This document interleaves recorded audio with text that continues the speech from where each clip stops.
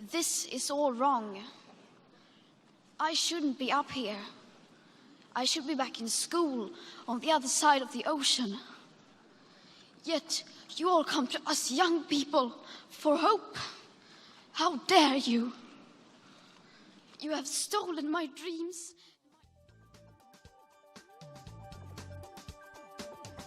After our 15-year-old daughter was moved to tears by the speech of Greta Thunberg at the UN the other day, she became angry with our generation, who had been doing nothing for 30 years.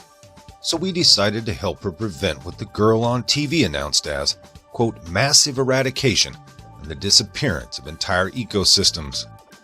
We are now committed to give our daughter a future again by doing our part to help cool the planet 4 degrees. From now on, she will go to school by bicycle because driving her by car uses fuel. Fuel puts emissions into the atmosphere. Of course, it is winter now, and she'll want to ride the bus, but cycling through the frozen tundra builds character.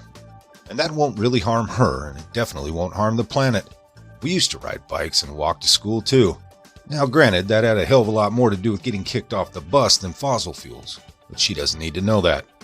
Since that weird, angry little girl on TV demanded that we, quote, need to get rid of our dependency on fossil fuels, and our daughter wholeheartedly agreed with her, we have disconnected the heating vent from her room. The temperature now in the late evening and early morning is roughly 12 degrees, but it will drop way below freezing in January and February. We promised to buy her an extra sweater, hat, tights, gloves, and a blanket.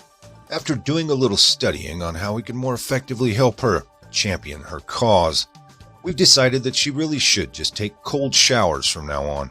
She will also start washing her clothes by hand with a wooden washboard, because that washing machine is simply an evil power consumer. And since that damn dryer uses natural gas, she'll have to hang her clothes out back on the line, just like my parents and grandparents used to do. Now, speaking of clothes, it just so happens that all her clothes are synthetic, meaning they're made of petroleum.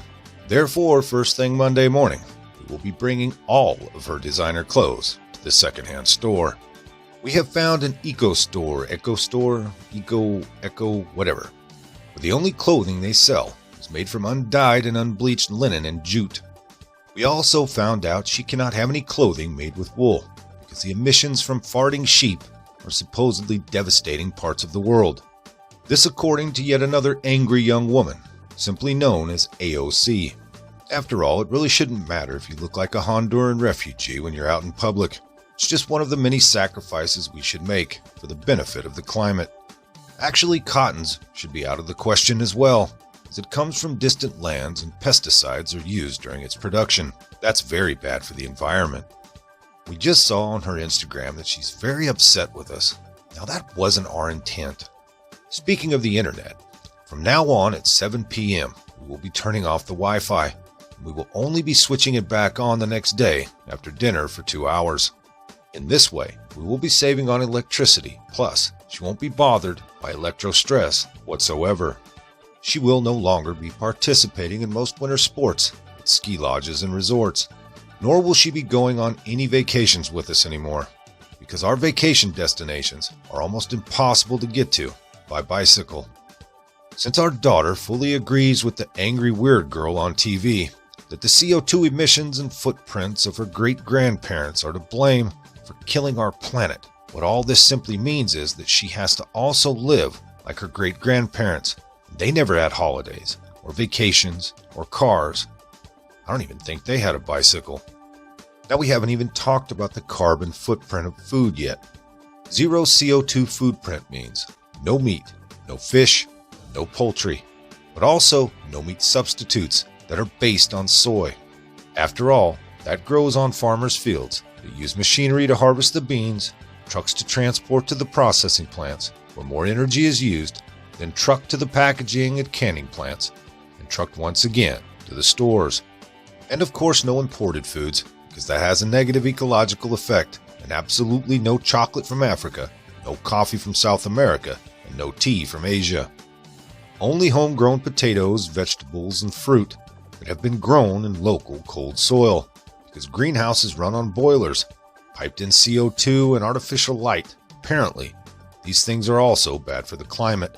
We will have to teach her how to grow her own food.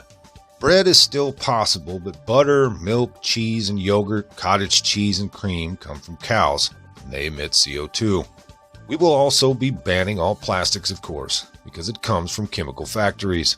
Everything made of steel and aluminum also must be removed. Have you ever seen the amount of energy a blast furnace consumes, or an aluminum smelter? All bad for the climate. We will immediately be replacing her memory foam pillow top mattress with a jute bag filled with straw and a horsehair pillow. And finally, she will no longer be using makeup, soap, shampoo, lotion, conditioners, toothpaste, and medications.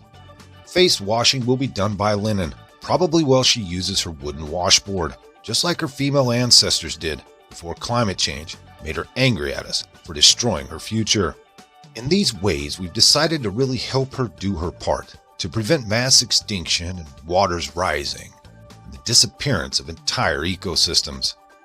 Now, if she truly believes she wants to walk the talk of the angry weird girl on TV, she will gladly accept and happily embrace her new way of life.